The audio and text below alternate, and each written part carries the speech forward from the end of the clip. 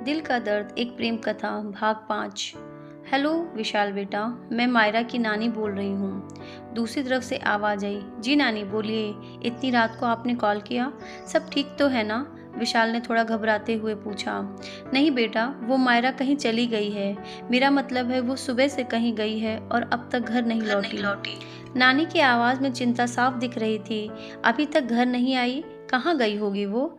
आपने उसे फ़ोन किया? किया था, लेकिन वो अपना फ़ोन घर पर ही छोड़ गई है।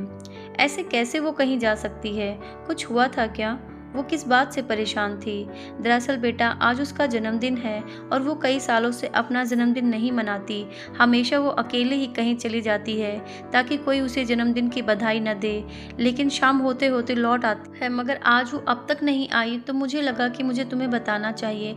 आपने बहुत अच्छा किया नानी, आप चिंता मत कीजिए, मैं मायरा को ढूंढ कर लाता हूँ।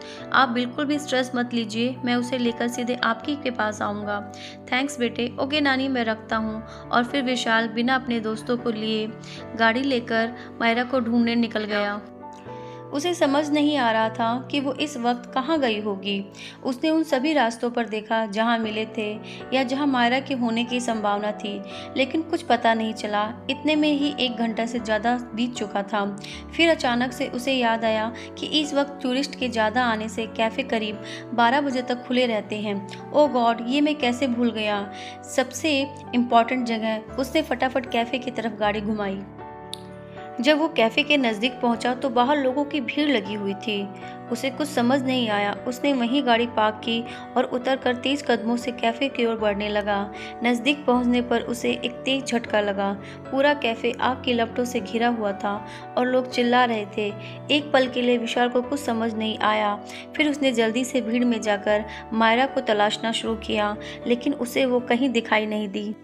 अचानक उसे कैफे के मालिक को देखा, जो सदमे और दुख से रो रहा था। उसने जल्दी से उसके पास जाकर पूछा, ये सब कैसे हुआ काका? ये आग? पता नहीं बेटा, अचानक कैसे ये सब, उसने बड़ी मुश्किल से कहा। अच्छा काका, क्या मायरा यहाँ आई थी? वो लड़की जो लास्ट वाली टेबल पर बैठती है, उसे देखा है आपने? पता नहीं बेटा, हाँ वो आई तो थी, तुम देखो यहीं कहीं होगी वो। विशाल ने उनसे ज़्यादा कुछ पूछना सही नहीं समझा, पर वो मायरा को सब जगह देख चुका था। वो भीड़ में भी कहीं नहीं थी। उसे कुछ समझ नहीं आ रहा था। तभी उसकी नज़र कैफ़े के पिछले भाग में लगे कांच के शीशे पर पड़ी। उसने जल्दी से वहां पहुंचकर अंदर झांका। विशाल ने तुरंत एक टेबल कवर से उसको लपेटकर और जैसे ही उसे उठाने लगा, उसे मायरा की डायरी दिखी जो फर्श पर पड़ी थी। उसने जल्दी से उठाया और मायरा को गोद में लेकर बाहर आ गया। प्लीज़ कोई डॉक्टर को बुलाइए, उसने चिल्ला कर कहा। वो उसे गाड़ी की तरफ ले गया। तभी फायर ब्रिगेड और एम्बुलेंस भी आ गई। 2 लोग डॉक्टर को लेकर जल्दी से मायरा और विशाल के पास आए। डॉक्टर ने मायरा का चेकअप किया। घबराने वाली कोई बात नहीं है, बस धुएं से सांस अटक गई थी, इसलिए बेहोशी आई है। अच्छा हुआ जो आप इन्हें वक्त रहते निकाल लाए। मैंने इंजेक्शन दे दिया है, थोड़ी देर में ये होश में आ जाएंगी। आप इनका ख्याल रखिए। जी डॉक्टर, थैंक्स, विशाल ने बोला। उसने मायरा की तरफ देखा। आज तो वो बुरी तरह डर गया था कि अगर मायरा को सच में कुछ हो जाता, तो इस ख्याल से उसकी आंखों से आंसू आ गए। विशाल उसे लेकर तुरंत घर आ गया। उसे बेहोश देखकर नानी घबरा गई। ये सब क्या हुआ है विशाल? मायरा ऐसे बेहोश क्यों है? मैं सब बताता हूँ नानी, विशाल ने मायरा को बेड पर लिटाते हुए कहा। वो और नानी कमरे से बाहर आ गए और विशाल ने कैफ़े में जो कुछ भी हुआ वो नानी को बता दिया। अब बाकी के सवाल आप अपनी मायरा से पूछिएगा। मैं किस मुंह से तुम्हारा शुक्रिया करूं बेटा, तुमने आज मेरी जीने की इकलौते सहारे को बचाया है। मैं हमेशा तुम्हारी एहसानमंद रहूंगी। ये गलत बात है नानी। वो क्या सिर्फ आपकी ही सब कुछ है? वो मेरी भी दोस्त है। तो अब आप रोना बंद कीजिए, अब वो बिल्कुल ठीक है। वो टेबल पर बैठी रोए जा रही थी। आज उसके आंसू रुकने का नाम ही नहीं ले रहे थे। उसने खिड़की से बाहर देखकर अपना ध्यान बांटने की कोशिश की और तभी एक आवाज़ सुनाई दी, मायरा। और उसने पीछे मुड़कर देखा तो वो उसके सामने खड़ा था, वैसे ही मुस्कान के साथ जैसे वो हर दिन उससे मिलता था। एक पल के लिए उसे अपनी आंखों पर विश्वास नहीं हुआ। उसने उसे छूने के लिए हाथ ही बढ़ाया और उससे दूर जाने लगा और तभी एकाएक अंधेरा छाने लगा और लोगों में अफरा तफरी मच गई।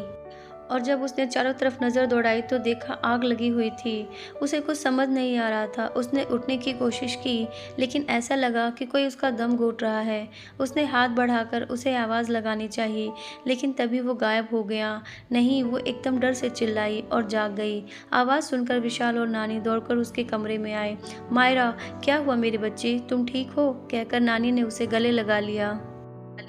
वो कुछ बोल नहीं रही थी, बस रोई जा रही थी। फिर अचानक उसकी नज़र वहाँ खड़े विशाल पर पड़ी और उसने नानी की तरफ सवालिया नज़रों से देखा। जब तू इतनी देर तक घर नहीं आई तो मैंने इसे फ़ोन किया था और तुझे आग से भी इसी ने बचाया है, नानी ने बताया। मायरा ने विशाल की तरफ इस नज़र से देखा जैसे ये सब उसका कसूर था। अच्छा, अब तुम लोग बात करो, मैं कुछ खाने के लिए लाती हूँ। मायरा को भूख लगी होगी ना? मैं जानती हूँ तुम मुझसे नाराज़ हो, लेकिन जो कुछ भी हुआ उसमें मेरी कोई गलती नहीं है। और उस दिन जो कुछ भी मैंने तुम्हें बोला वो गुस्से में बोला था। उसके लिए I am really sorry, Myra ने बड़ी मासूमियत से कहा। तभी नानी कमरे में खाना और केक लेकर आई। देखो मायरा, तुम अपना जन्मदिन नहीं मनाती, लेकिन फिर भी मैं हमेशा केक बनाती हूँ, इस उम्मीद से कि कभी तो तुम काटोगी। लेकिन आज मैं खुद चाहती हूँ कि अपने दोस्तों के लिए तुम इसे काटो। उसने तुम्हारी जान बचाई है, इसके बदले तुम इतना तो कर सकती हो। नानी ने मायरा के सिर पर हाथ फेरते हुए कहा। ठीक है नानी माँ, आप कहती हैं तो मैं ज़रूर करूँगी ये। और इस तरह नानी विशाल के बहाने से मायरा का जन्मदिन मनाने में सफल हो गई। उन्हें खुशी थी कि विशाल के आने से मायरा में कुछ तो बदलाव हुआ था। विशाल बेटा, आज रात तुम यहीं रुक जाओ, सुबह चले जाना। अभी वक्त ज़्यादा हो गया है और मैं जानती हूँ कि तुम भी मेरी बात नहीं टालोगे। ठीक है नानी, चलो मैं तुम्हें तुम्हारा कमरा दिखाती हूँ। सुबह जब मायरा उठी तो उसने दरवाजे पर एक कागज़ मिला जिसमें लिखा था कि पिछले दिनों जो कुछ भी हुआ उसे भूल जाओ और जो कुछ भी मैंने कहा उसके लिए मुझे माफ़ कर देना। और आज मैं वापस दिल्ली जा रहा हूँ। कहानी में आगे क्या हुआ सुनने के लिए चैनल को सब्सक्राइब करें।